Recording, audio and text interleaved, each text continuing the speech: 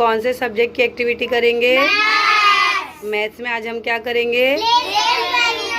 चलो अलीना पहले तुम बताओ।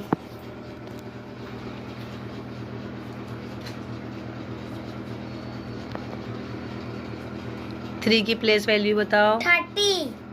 ओपन करके बताओ। 30। गुड। हाजरा तुम 8 की प्लेस वैल्यू बताओ। 80। 8 की place value 800। 800 good. Sajida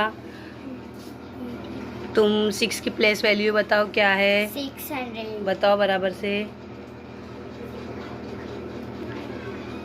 Umera तुम बताओ 9 की प्लेस वैल्यू क्या है? 9। जोर से बोलो। 9। गुड। रेहान तुम 2 की प्लेस वैल्यू बताओ। 20। Very good.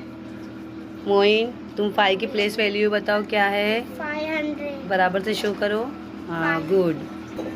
जियाउद्दीन तुम 4 की प्लेस वैल्यू बताओ क्या है? 40। Very good.